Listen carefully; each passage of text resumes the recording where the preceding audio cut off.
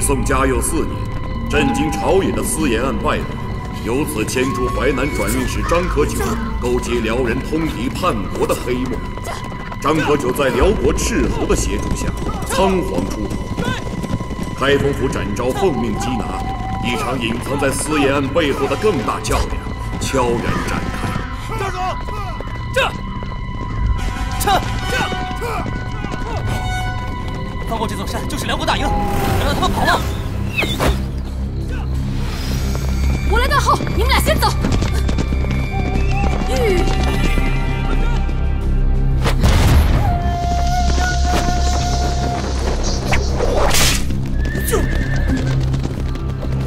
大家小心！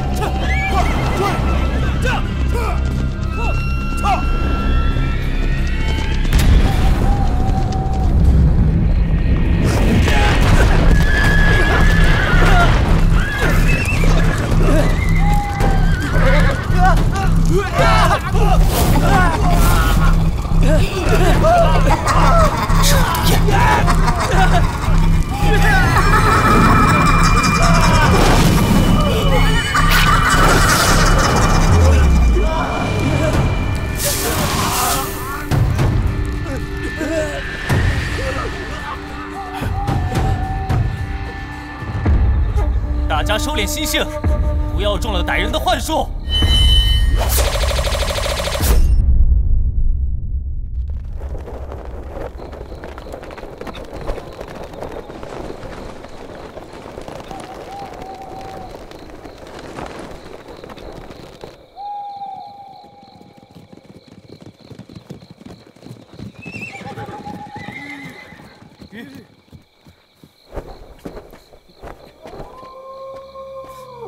马蹄的痕迹就到这儿了，想必是躲进了这个山洞。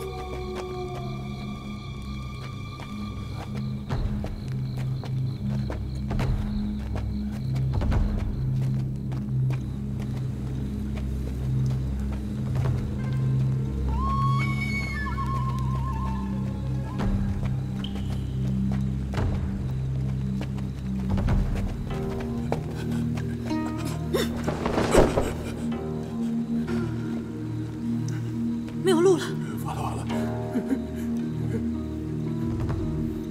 这次恐怕是葬身于此。这个水是活水，必定通向外面的湖泊。我们可以出去，但他怎么办？就算是死，也要把他带出去，绝对不能把他留给开封府的人。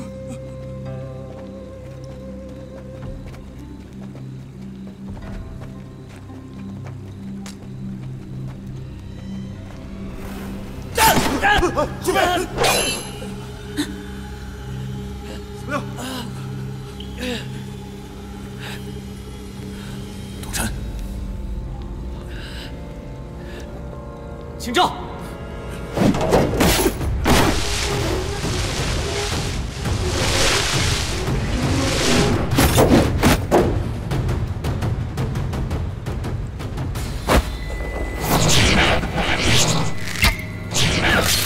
小心！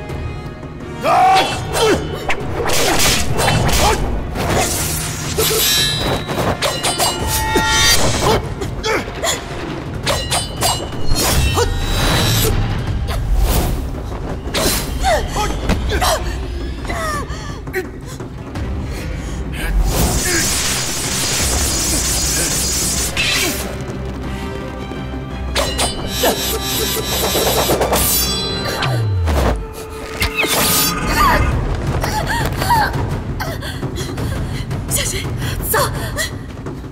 老将，没事吧？没事。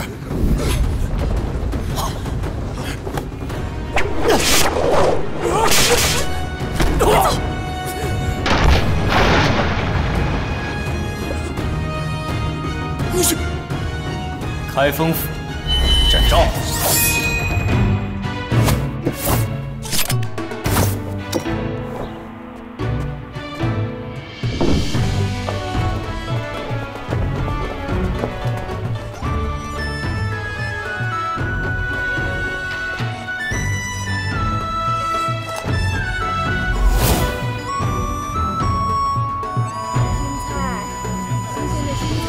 展大人外出数月，有所不知。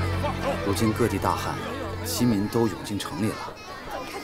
就连这皇家道场仙神宫，近日也带着百姓求雨祈福呢。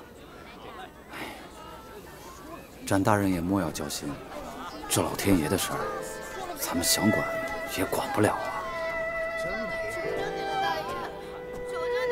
别人要去。行，找别人啊。小姑娘。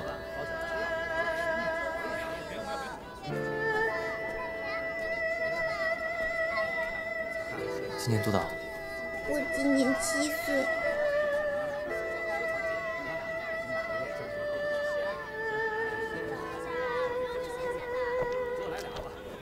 那就买点吃的。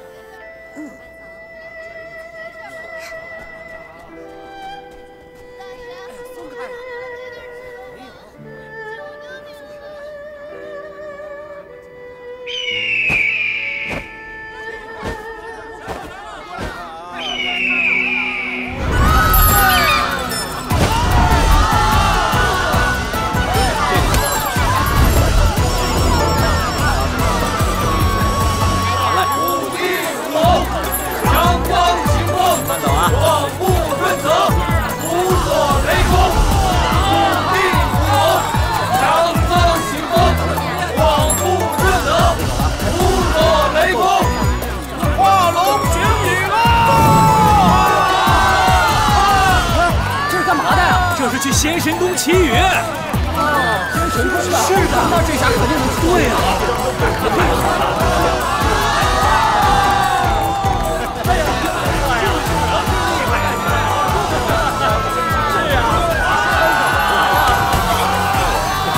姑娘真漂亮。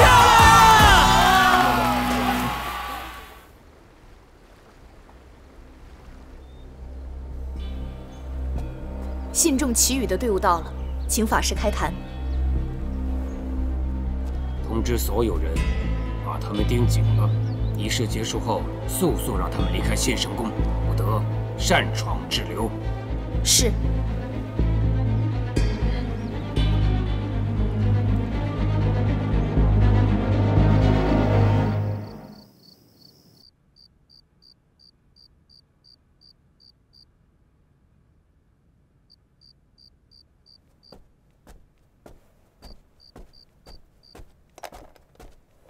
大人，詹护卫，本府正要找你。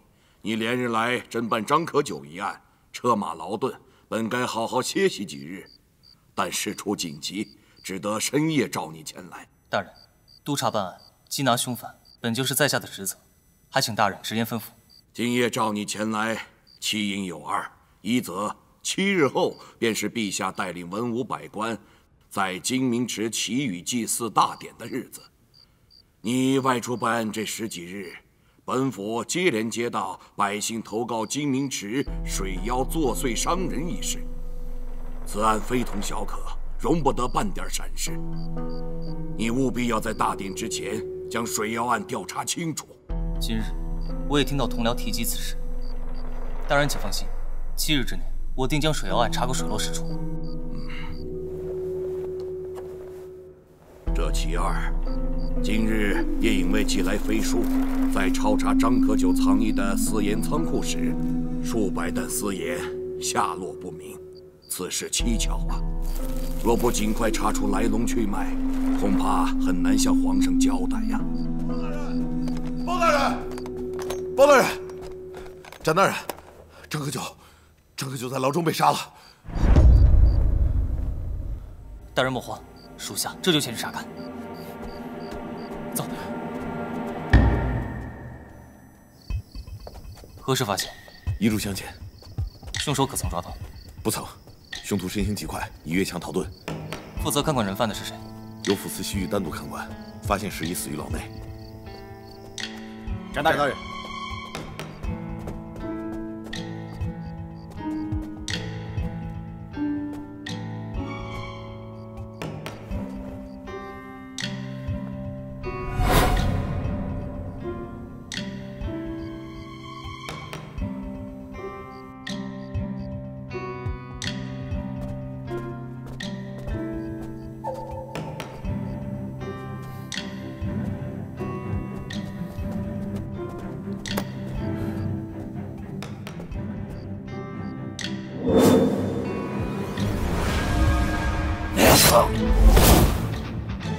你是人是鬼？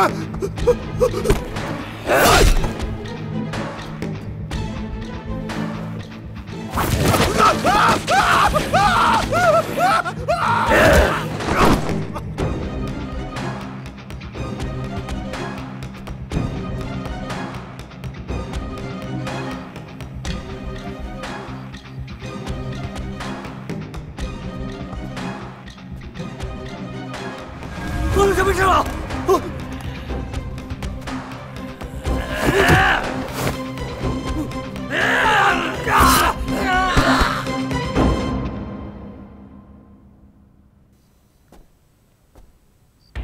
展大人，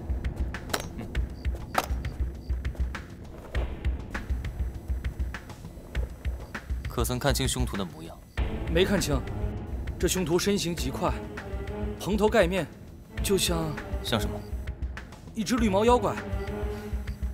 妖怪？装神弄鬼。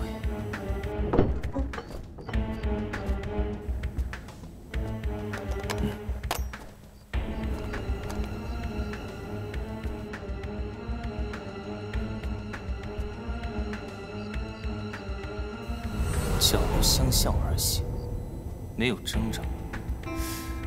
凶徒与张可久认识。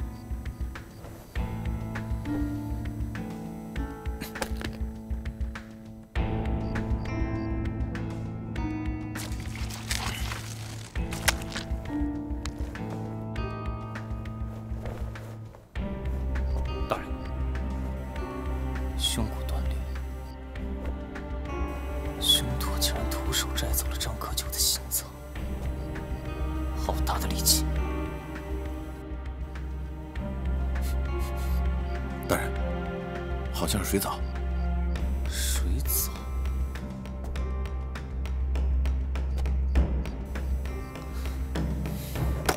纪明池。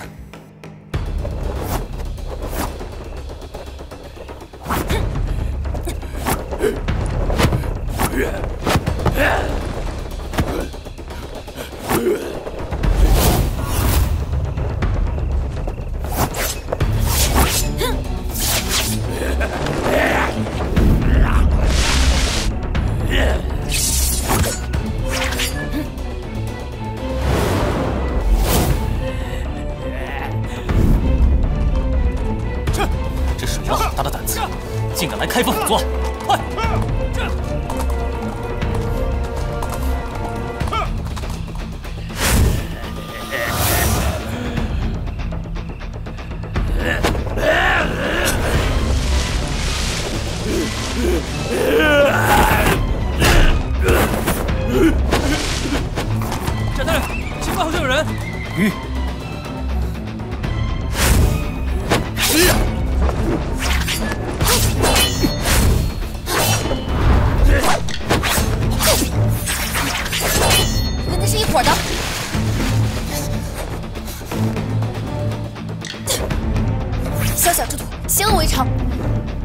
我与那贼人并非一路。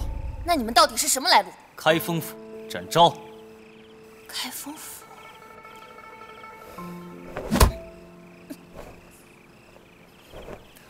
我是捕快，不是刺客屠夫。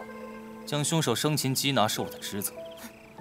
可惜还不是让他跑了，白忙一场。也不尽然是白忙一场，至少证明这水妖是人所办，并非什么妖怪。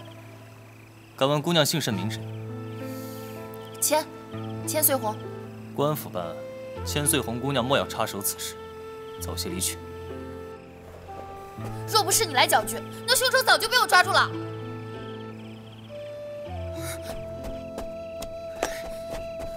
若是我帮你擒住那水妖，你可愿帮我引荐开封府包大人？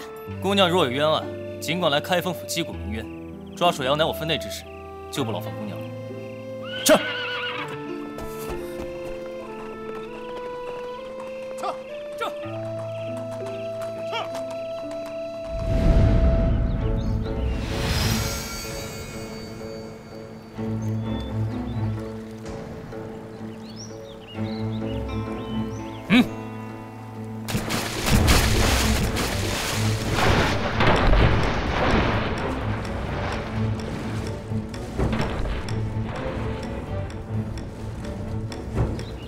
大人，这湖水浑浊不见底，这要是水妖上来的话，兄弟们可凶多吉少啊！哪来的什么水妖？不过是装神弄鬼的伎俩。今天，就算是把这金明池翻个底朝天，也要抓住那个歹人。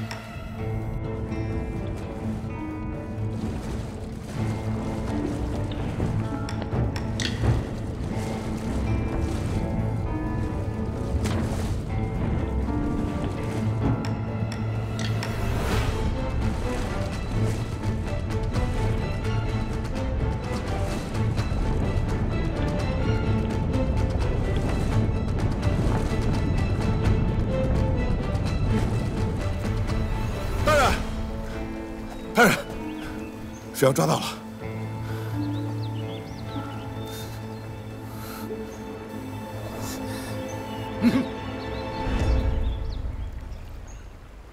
带回开封府问话。是。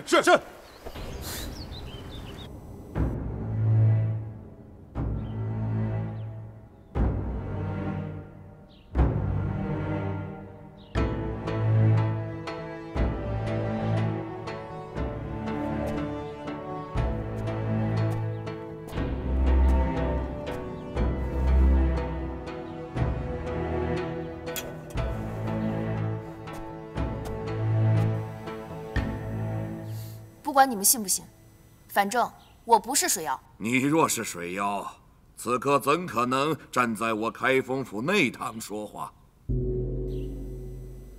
你乃金陵人士，平日以走水路押镖为生，到开封仅2日，那水妖案自然与你无关。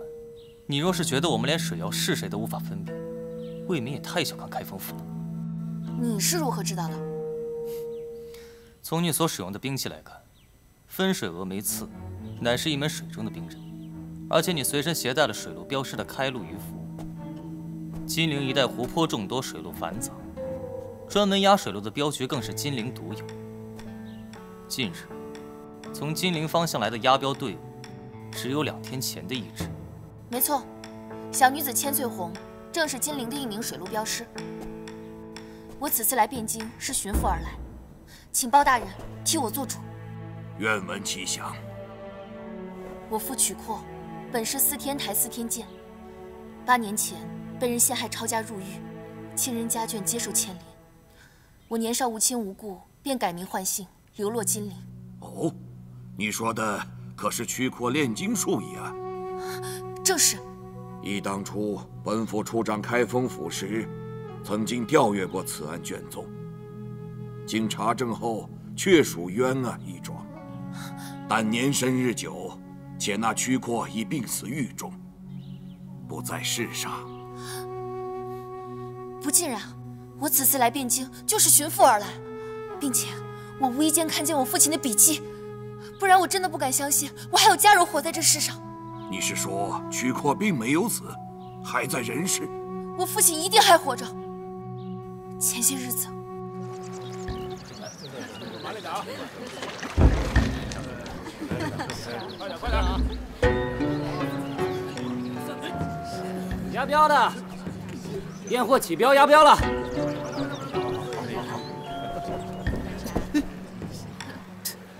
验吧。没想到啊，这镖师竟然还是个小娘子。哎呦，疼啊！你杀手命！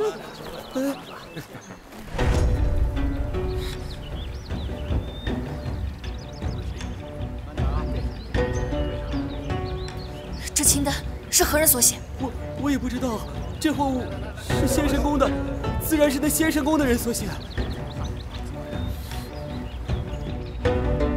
单凭一张留有你父曲阔笔迹的清单，你如何笃定？依你而言，那曲阔与仙神宫有关。你可知，那仙神宫乃是皇家御用道场，它关乎到当今圣上，万万不可妄加猜测。不是妄加猜测，那清单上是我父亲炼金术配方所需要的材料。若我父亲尚在人世，试问天下除了仙神宫的人，还有谁有着偷天换日的本领？既然你是为寻父而来，今日为何又出现在这金明池的水下？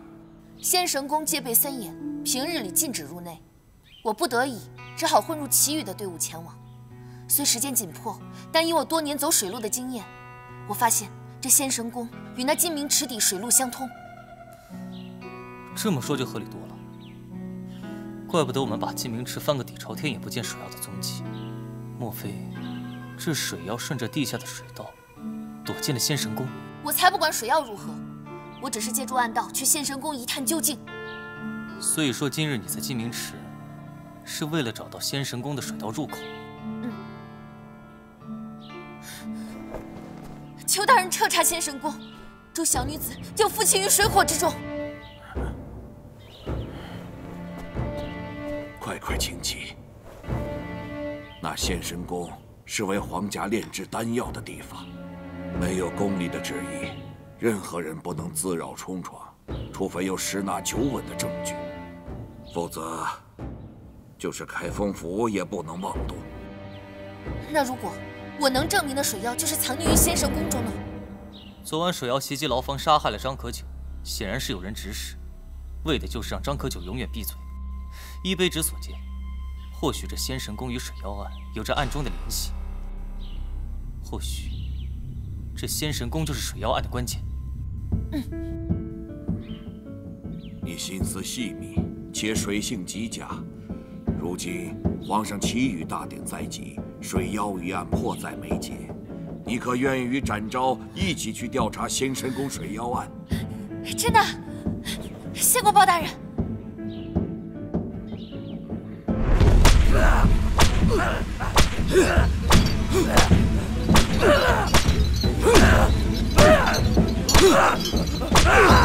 法师息怒，我要将他打死！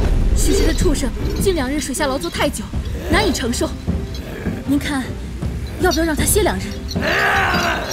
没有时间了！开封府的人已经有所察觉，给他灌药，一刻都不能停。12个时辰，12个时辰之内还不能完成湖底之事，就杀了这个畜生！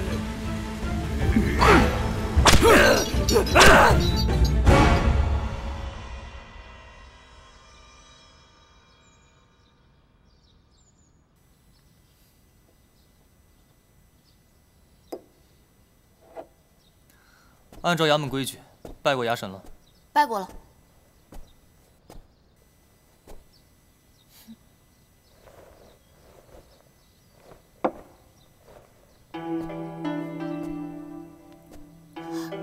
你看什么看？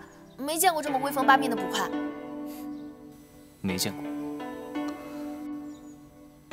没见过千机囊挂错的捕快。千机囊是在左边，不然上下马的时候会被牵绊住，关键时刻会误了性命。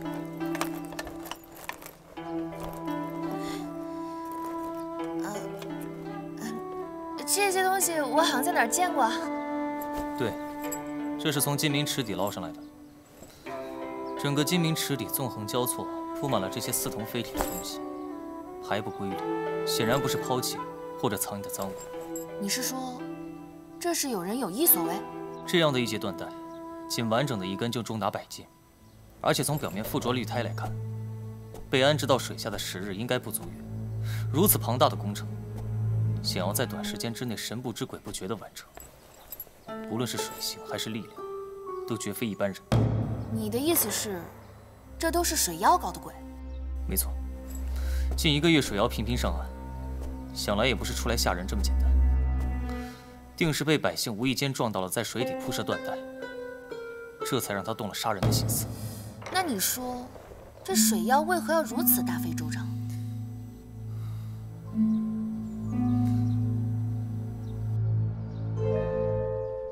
你别这么看着我，我也没有想明白。我是当朝的捕快，这事儿你得去问前朝的狄仁杰。对了，之前你在金陵码头看到的那些矿石原料，我查过了，都运去了仙神宫的北郊熔炼厂，而这些似铜非铁的东西，应该也出自那里。我就说吧，这仙神宫肯定有问题，你之前还不信我。可是我还是有些事情没搞明白。我要去拜访一位故人。哎，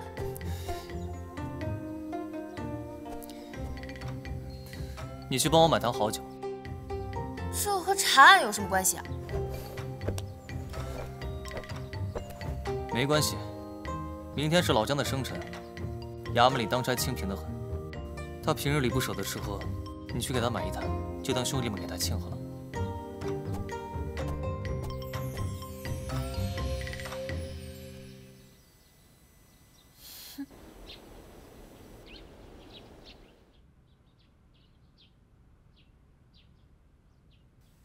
空手来的？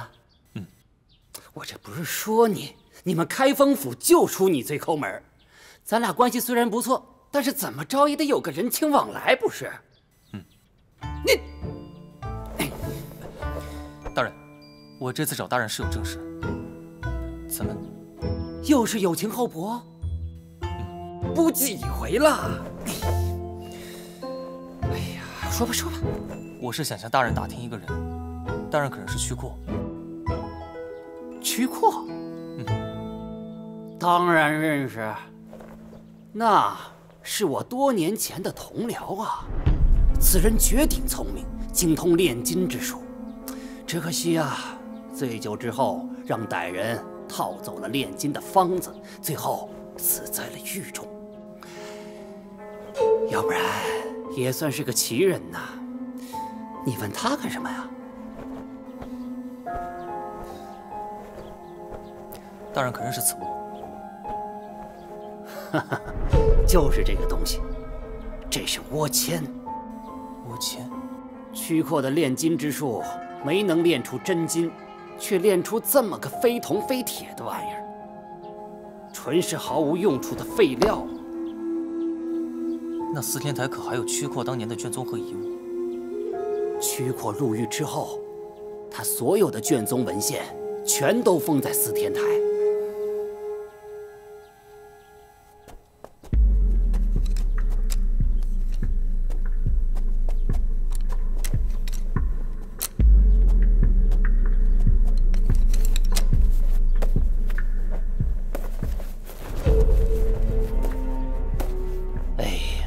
曲阔呀曲阔，成也于死，败也于死。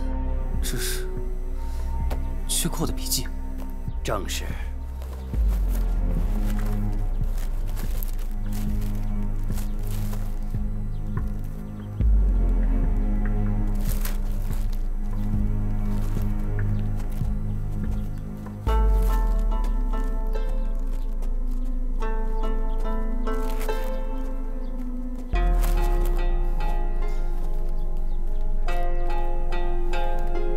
多谢。站住！不登记在册，谁都甭想从我这儿拿走半页纸。哼！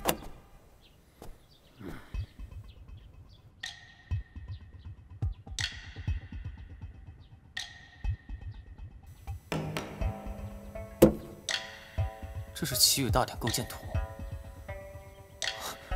这个被划掉的名字是谁？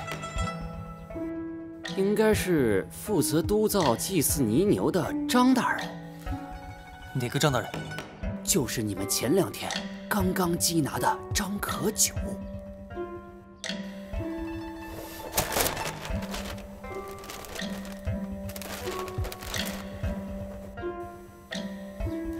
这个张可九好一招瞒天过海，怪不得这万丹四眼消失得无影无踪。大人，这些泥牛现在何处？应该已经治好了，运到边境了吧？我想这会儿已经到了礼制局工坊，等着验收封存呢。哎，站住！记得有请候补。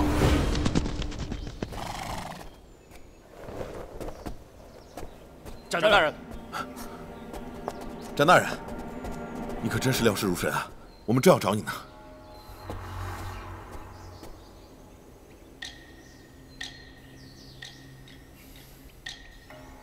终究还是来晚一步。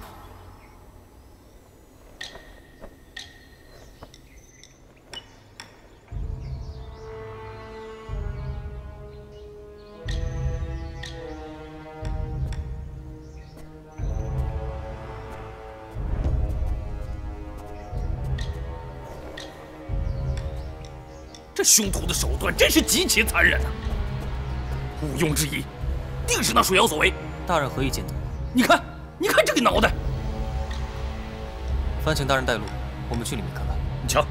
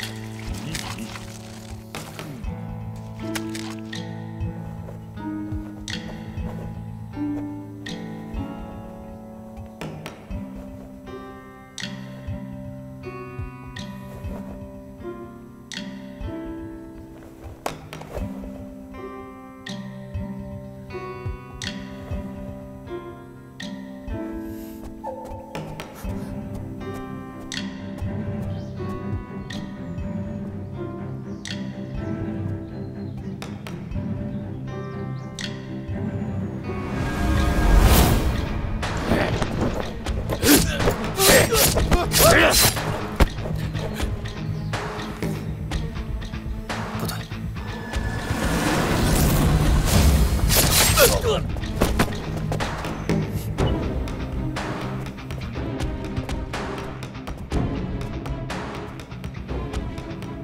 胸骨没有断裂，伤口不是贯胸而出，窗面狭窄，切口平整，乃利器所为。屋外的几个工匠没有反抗，几乎在同一时间遭到了袭击。凭水妖一己之力，很难在一瞬间完成。凶手不止一个。虽然看起来跟开封府牢房凶案十分相似，但是我在现场并没有看到水藻的痕迹。这些人假扮水妖，一定另有所图。袭击礼制局非同小可，况且这些凶手害命不求财，应当是这些人知道些不该知道的事情。凶手伪装成水妖伤人，答案只有一个：掩盖真相。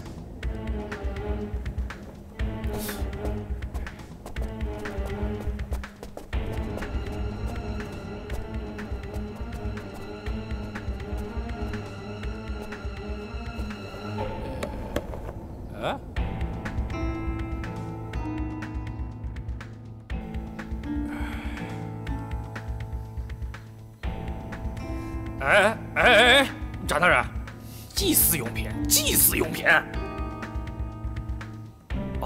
幸好啊，这泥牛完好无损，不然误了祈雨大典，那是大家伙一起掉脑袋的事儿啊！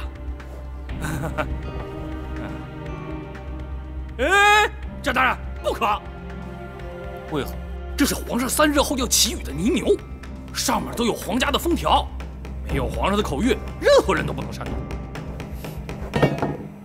老姜，哎，看来张可九私盐案，那不翼而飞的百担私盐是找到了。你的意思是，这牛里面是盐？那还等什么？大人，你要是不方便，我来。你没听他说吗？这可是皇家御用的泥牛，别说是百担私盐了，就算是金矿银矿，我们也无可奈何。等我们回去禀报包大人吧。你们开封府的人就是麻烦，这水妖明摆着就是跟仙神宫有关，直接带人冲进仙神宫救出我父亲，顺便把那水妖杀了便是。你能不能杀得了水妖我不知道，但是仙神宫是皇家禁地，就这一条，就够我们死好几回了。还以为展大人是个英雄，没想到只是个贪生怕死的老油条罢了。老油条，不是，那个展大人，这里杂乱无章，乌烟瘴气，咱们可以去后院瞧瞧。请。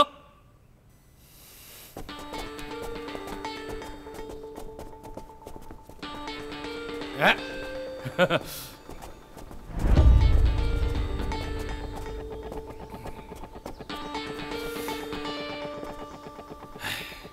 真惨。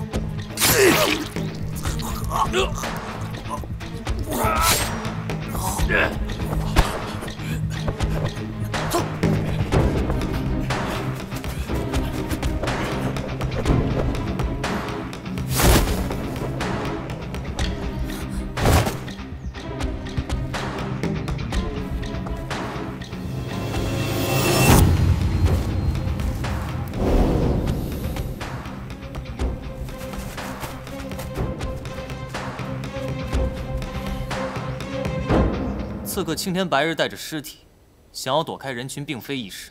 凶徒的尸体应该会被丢弃或藏匿。老姜，吩咐下去，向南15里，仔细排查。是。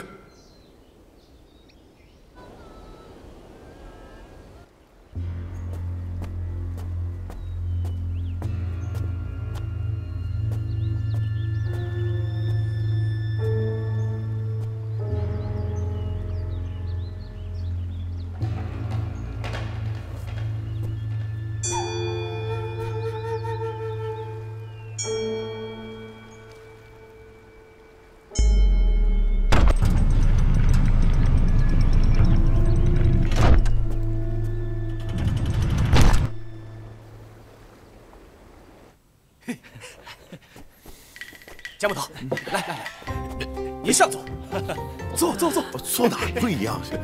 来，坐吧。来，姜捕头，坐呀。清蒸今天你最大来啦！哎呦，您尝尝这酒。谢谢姑娘。应该的。这么丰盛，这些都是我做的，厉害吧？来，给你倒上。来坐，各位坐。今天特别感谢千岁红姑娘，还有这么多的兄弟们，给我准备这么多的菜肴，庆祝我老姜的生辰。老姜在这里敬各位一杯，来，谢谢大伙儿，喝。好，谢谢大人。坐，快坐，吃。千岁红，之前怎么发现你这么厉害？这好吃，好吃。我不就给你1坛酒的钱吗？你上哪儿整这么多菜啊？来，生辰就该有生辰的样子，有酒无肴怎么行？而且我就只是小肉的鸡手，给兄弟们打打垃圾。给你买上。好吃吃。今天你就把那些什么衙门规矩都放一放，别老来。来，这碗我敬你。应该是我敬你。吃这个。你这又是酒啊，又是肉，这戒不错，花了不少。不多不多，这些啊全都是拿你的账手。真是戒头光了。要我说，这来，大家吃点这个，好，还有这个，来。哎，谢谢姑娘。头你也看。哎，别光吃菜。报，展大人，尸体已找到。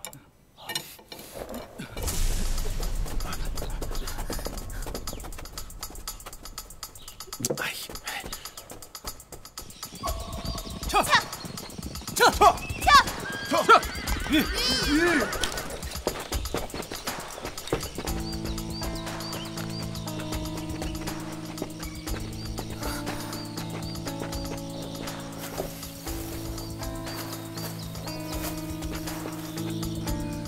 地路扩灭，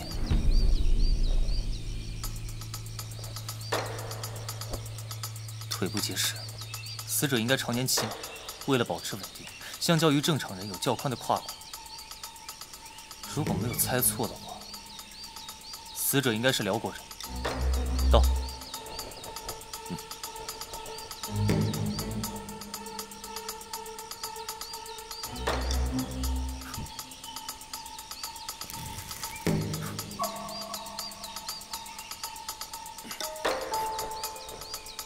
是硫磺。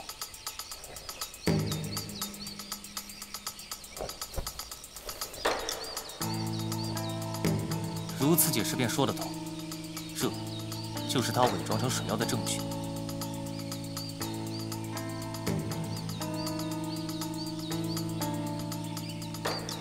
木炭。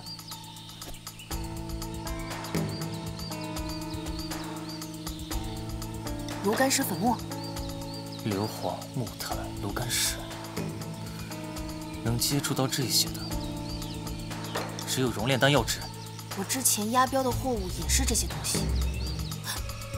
熔炼窑。我想起来了，之前先生宫在汴京北郊5里以外有一个熔炼厂，他们定是从那里来的。事不宜迟，马上集合去熔炼厂。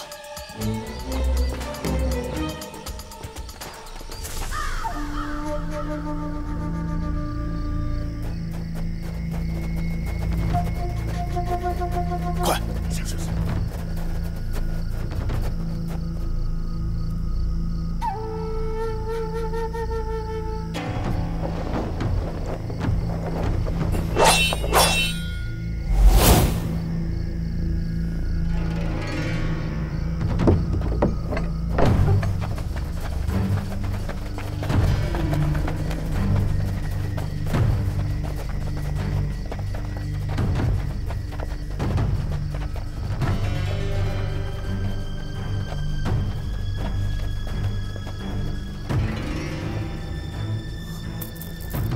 金明池底的缎带，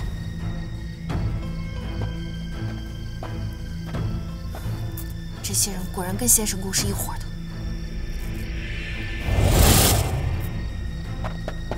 哎！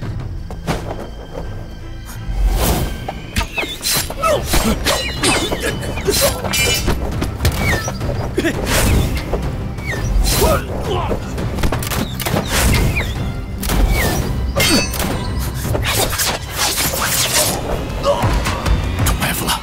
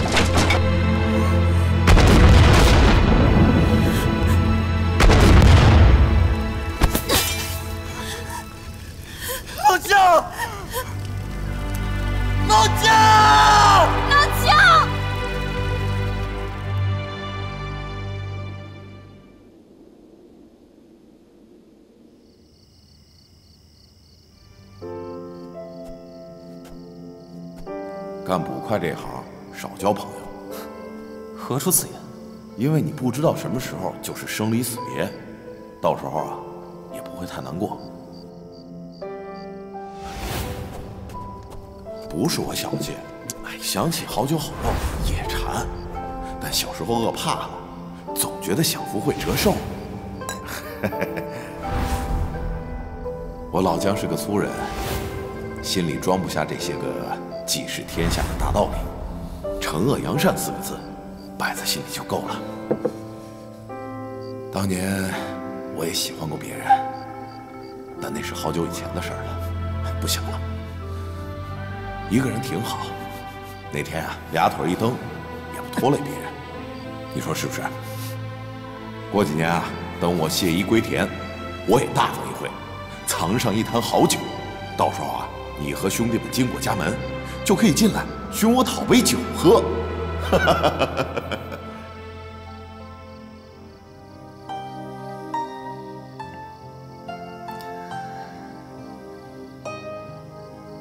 这个老姜，平日里抠门得很，没想到今天连自己的酒都没有喝完。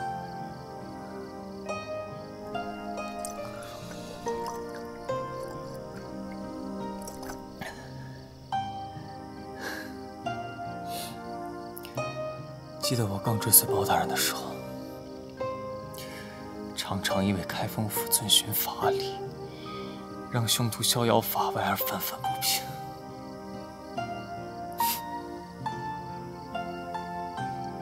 我那个时候也因为冲动，犯下了大错，连累了众兄弟不说，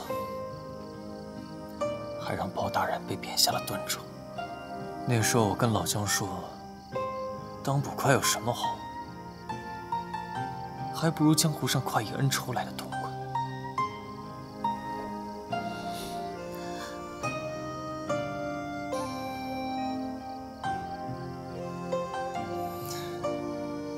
那时候老姜告诉我，快意恩仇是一个人的痛快，而捕快换的是天下百姓的安稳。这个行当总要有人去做，既然选择了，那生死便也怨不得别人。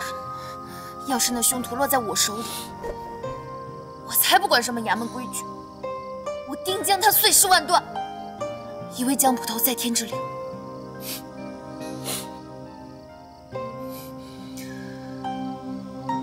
天快亮了，再长的黑夜也有熬过去的时候。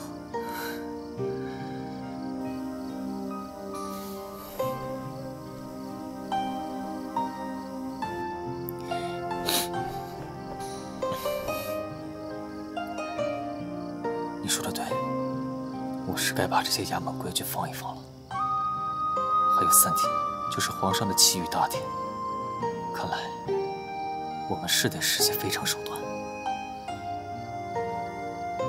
你的意思是夜探仙神宫？既然明着进不去，那么今晚我们就暗地里进去看看。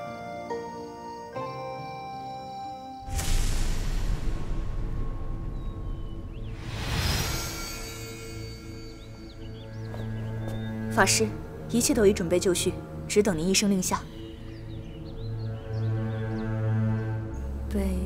北教窑厂一事牵连甚广，开封府遭受重创，恐怕会对我们仙神宫不利。您看要不要？不足为惧，一时半刻，他们还不敢对我仙神宫怎么样。只需3日，3日之后祈雨大典，宋朝皇帝死期一到，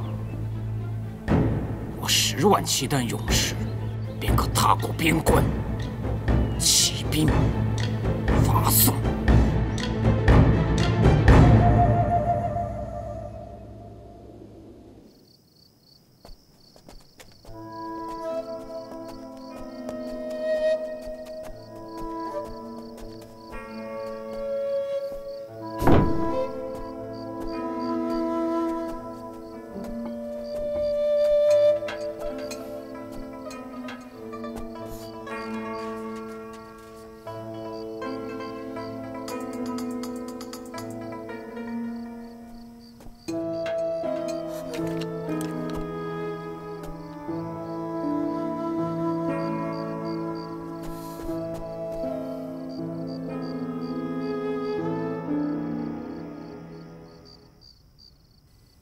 什么时候了，你还在这欣赏字画？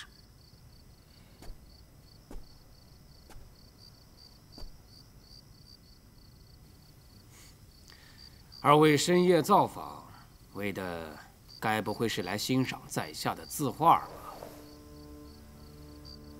如果在下没有猜错的话，这位就是开封府的展护卫，展大人吧？这位不就是奇雨舞龙的姑娘？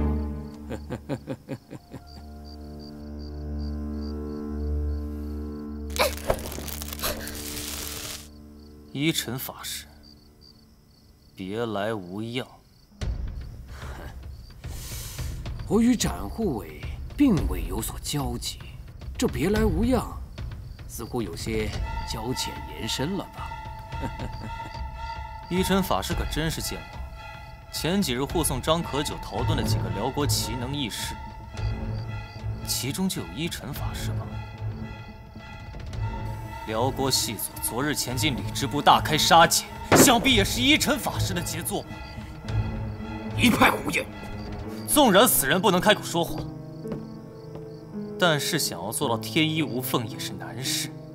试问这汴京都城上下，除了这炼丹制药的仙神宫，还有何处有这硫磺与炉甘石？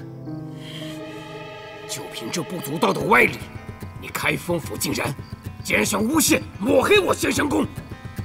哼！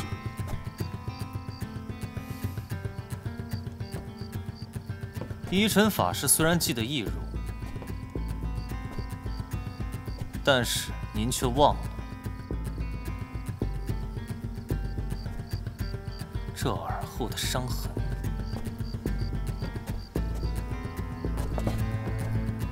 纵使依尘法师有通天的本事，也没能治好自己的断手。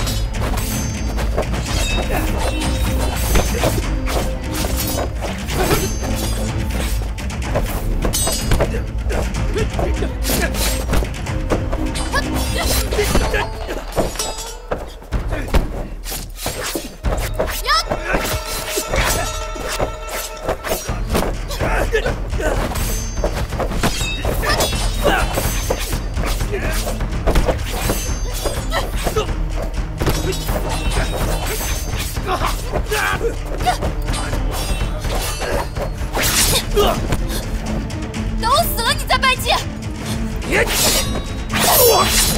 你再不出手，我们迟早一起死在这里！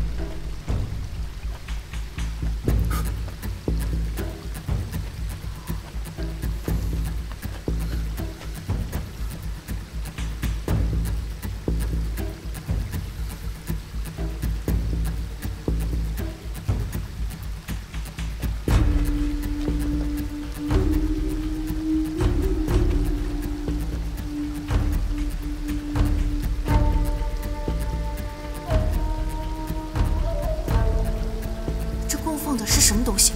如果没有猜错的话，与之相连的，应该就是仙神宫的壮杆，肯定是他们装神弄鬼的东西。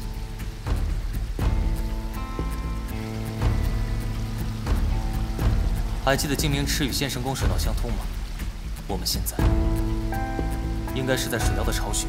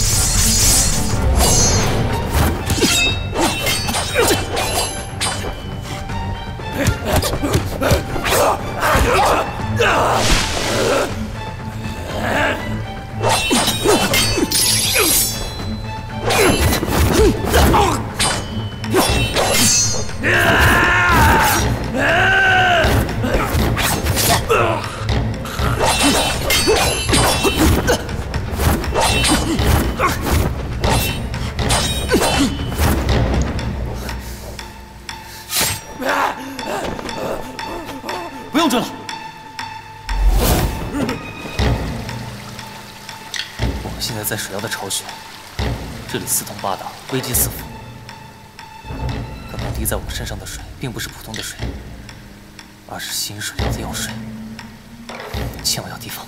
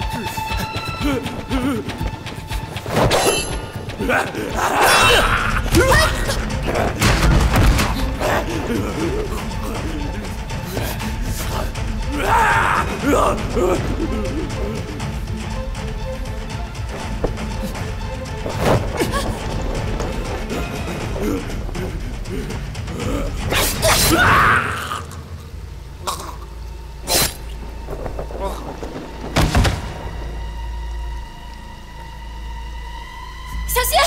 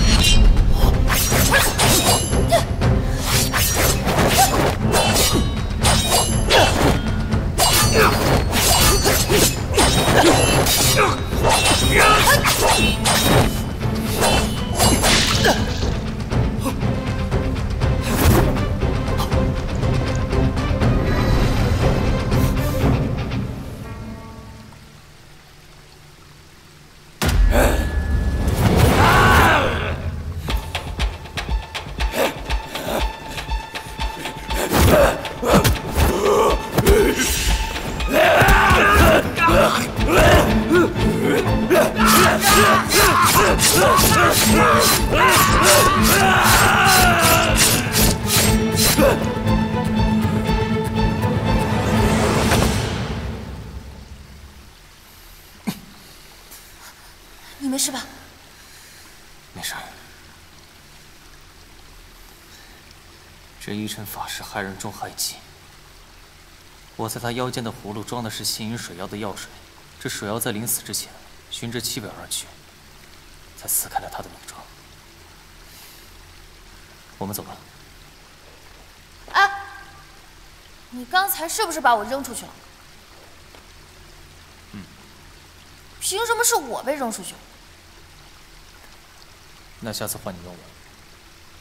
行。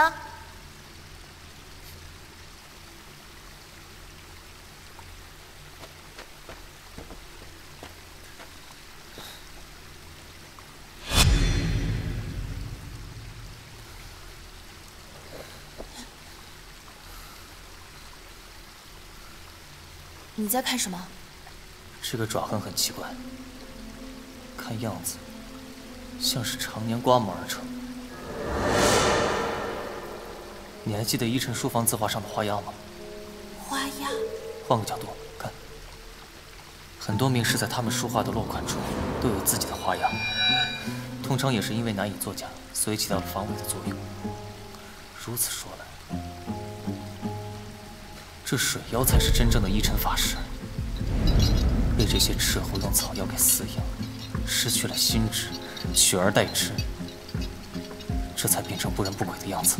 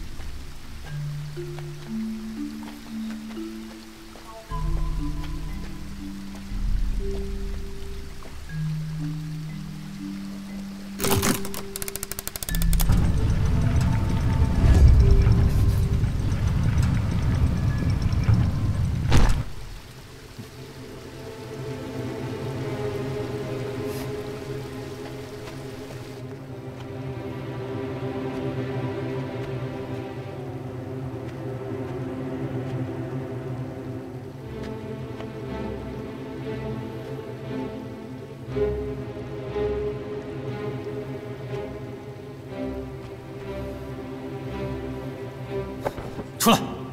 别杀我！别杀我！别杀我！别杀我！求求你别杀我！别杀我！我出来！别杀我！别杀我！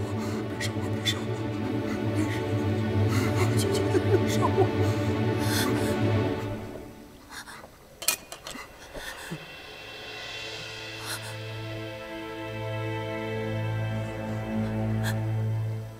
父亲。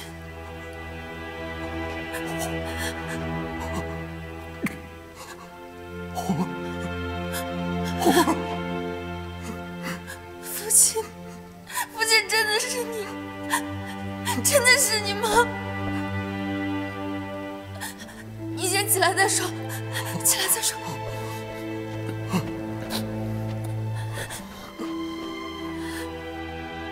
红儿，你真的没死啊？他们说我曲江上下全都死了。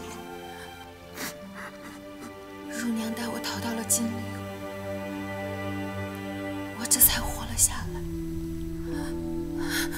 您的父亲，这些年您都是怎么过来的？自我被抄家下狱后，九死一生，后被人用死囚调包后，便一直被关在这里，帮那些辽人炼金。我以为你们都死了，好几次都想一死了之，我没想到还能再见到我的父母。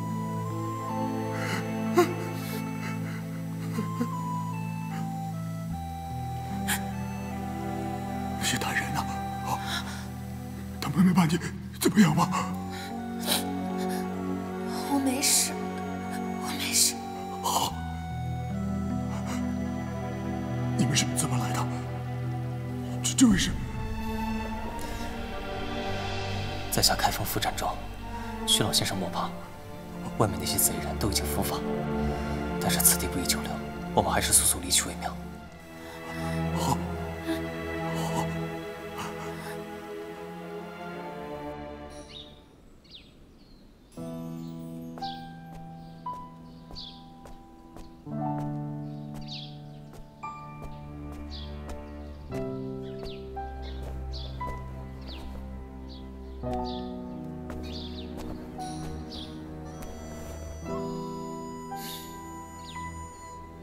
昨夜一场混战，你还受了伤。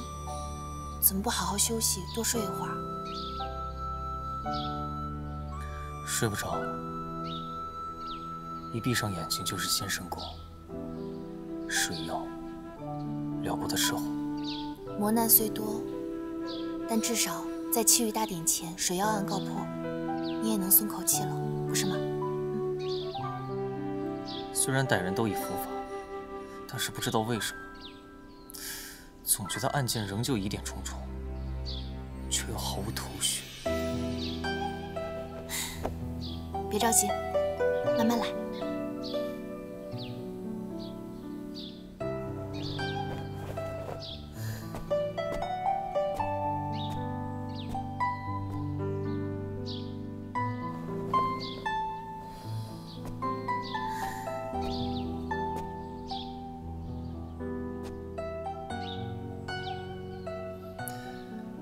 曲老先生呢？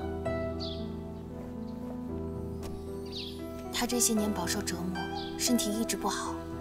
我刚给他喂完药就睡下了。年少的时候，觉得父亲大人呼风唤雨，无所不能。可如今再看，早已没有了当年的伟岸。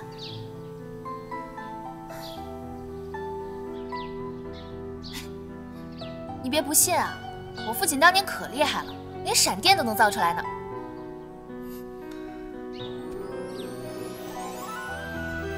我信，你说的我都信。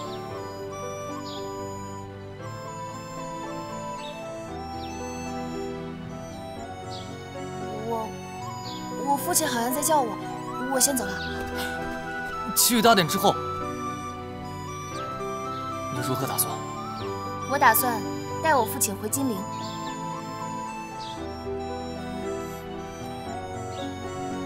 好。若你需要，待我从金陵回来，我就回开封府帮你。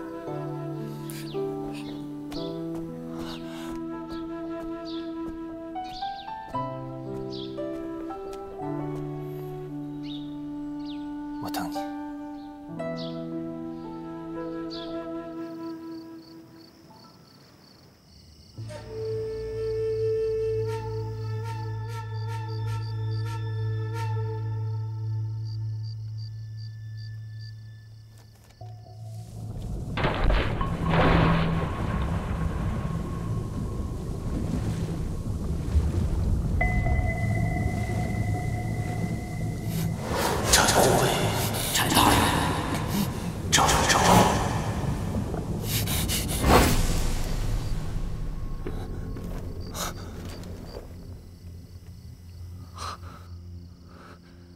不对，一切绝非如此简单，我一定漏掉了什么。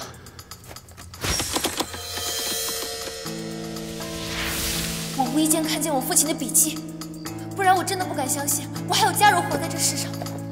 此人绝顶聪明，精通炼金之术。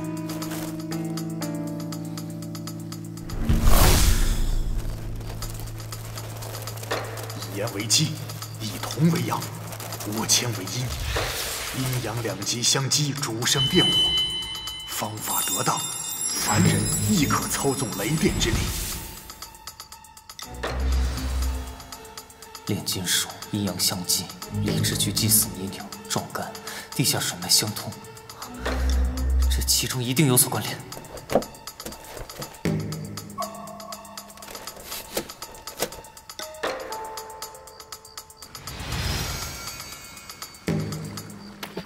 泥牛溶解，使池水中盐分升高，与水里缎带发生反应，再通过缎带的阴阳两极传入一宫装置，蓄能异变。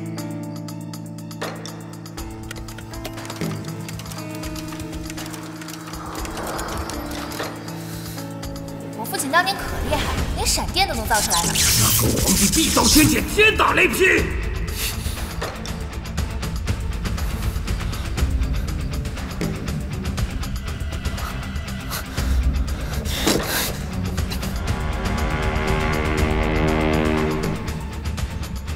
大旱不雨，田苗枯槁，圣上感念民间，公益金明池社坛，率文武百官祭祀禄拜。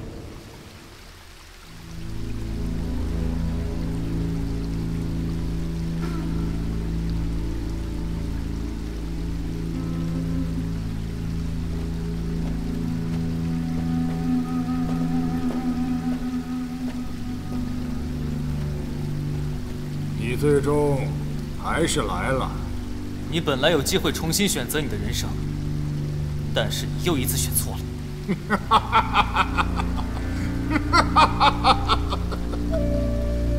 人生真是笑话。曲阔在8年前就已经死了。10年前，你通过炼金术无意发现了倭签的存在。这看似无用的发现，却改变了你的一生。你通过观察发现倭签与铜浸没在盐水之中会发生反应，产生电火。从此，你便一心想要获得这种控制闪电的能力。炼金案事发之后，你为了保命买通守卫，将自己的电火装置图纸和密信送到了辽国斥候的手中。通过他们的帮助，你成功的在死囚牢中利用假死逃生。但是抄家灭门的仇恨让你不择手段。这几年你蛰伏在仙神宫苦心研究，终于制造出了这尊逆变装置。因为需要更长的威力和距离，所以你利用了张可久，将数百担私盐巧妙地藏匿在祭祀用的泥牛之中，而后又令水妖在湖底下布下倭签与铜线，企图在皇帝祭祀大典当日，用你制造的闪电来谋害圣上。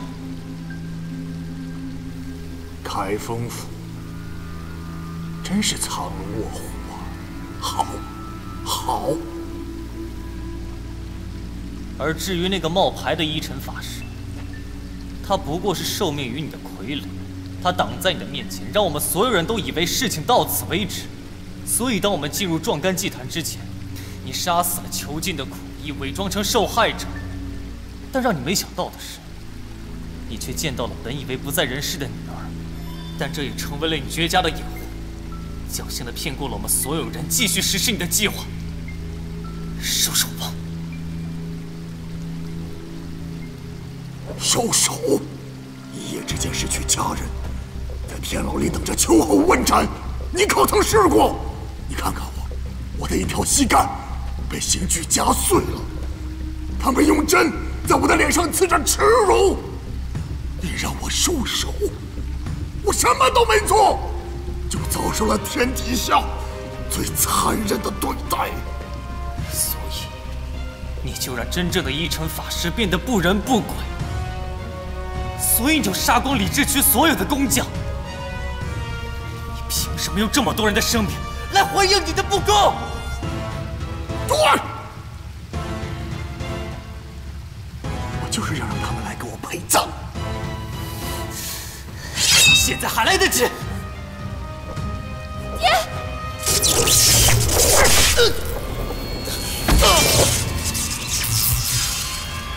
至告文以达神听，其神明庇佑，广布甘霖，待草木回青，山川增色，复为祭拜以谢之。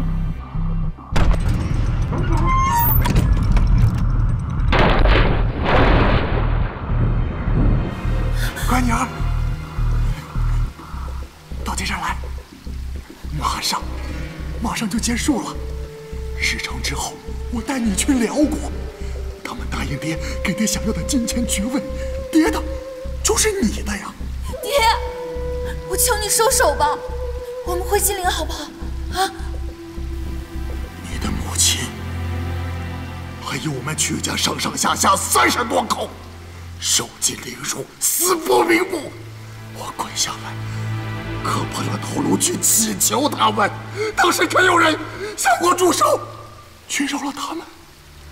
那些歹人让我身在地狱，那我为友。那这地狱的异火，让他们给我陪葬。爹，你现在这个样子，和那些人有什么两样？要以天下动荡，百姓生灵涂炭来偿还仇恨，可不要！一切都完了！你们谁也别想拦我，谁拦我，我就杀了谁！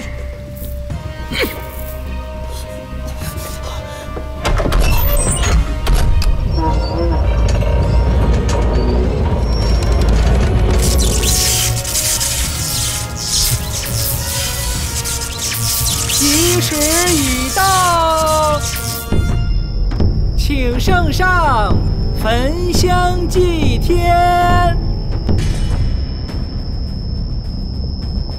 为神明鉴，俯察于臣，调和风雨，以缓民急，使苍生有赖。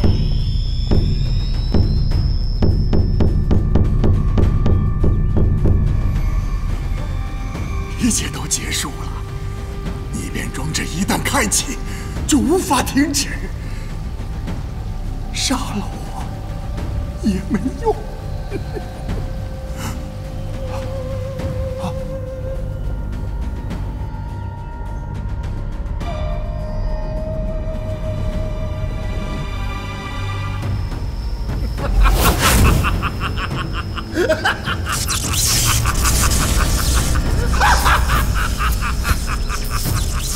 你要干什么？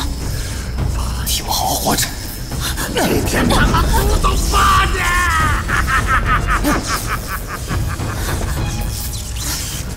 我要为你们报仇了，报仇！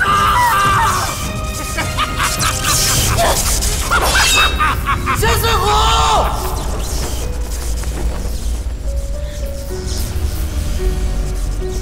替我好好活着。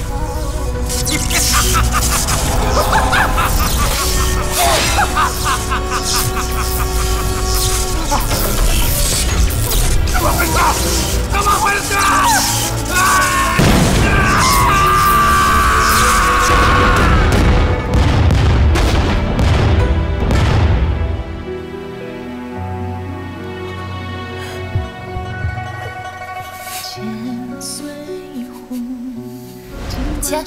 千岁虎，看什么看？没见过这么威风八面的捕快。再长的黑夜，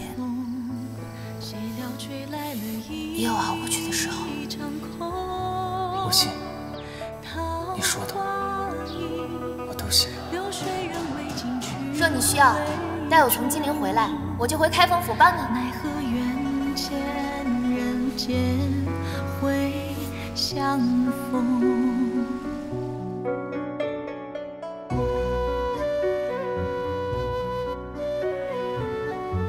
展昭上前听风。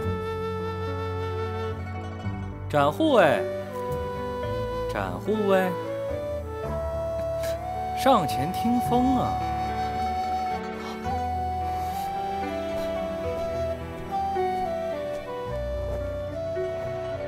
展昭，忠君爱国，其心可嘉。封四品御前带刀护卫，赐玉猫金牌一面，以彰其功。吾皇万岁万岁万万岁！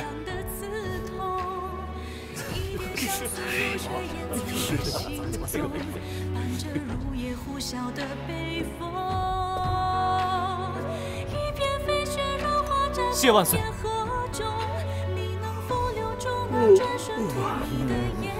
有本启奏，无本退朝。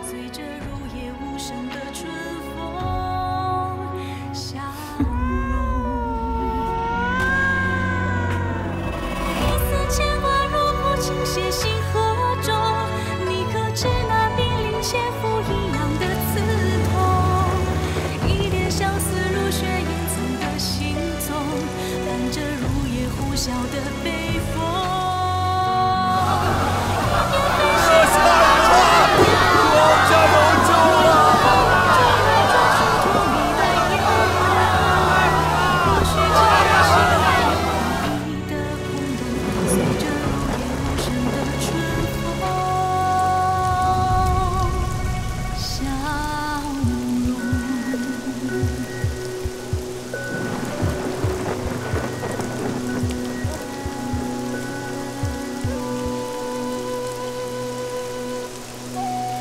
喝。好，谢大人。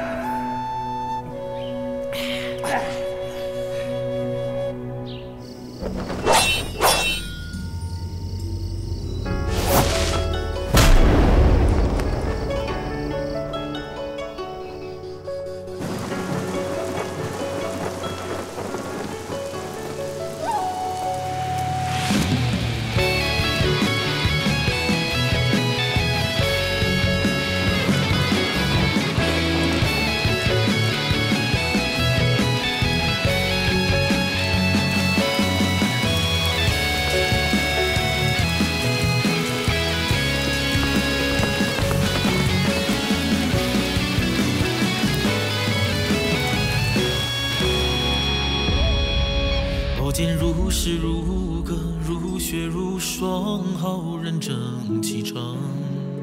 我自北望幽云，一叹恨欲狂。江湖似真似假，似暖似凉，明道和暗墙。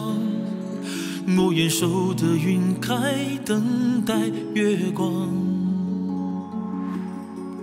清风送你送我，送给孤影，匹马也仓皇。下路归来仍是少年好劲壮。若能手执玉壶，斟满琼浆，洒落满地香。心头血所向，依然跨阴阳。纵然是乾坤倒悬，日月也无光。看那些魑魅魍魉，是谁心里的模样？我不管是成是亡，是猫还是狼，手中举拳莫彷徨，随我慷慨赴疆场。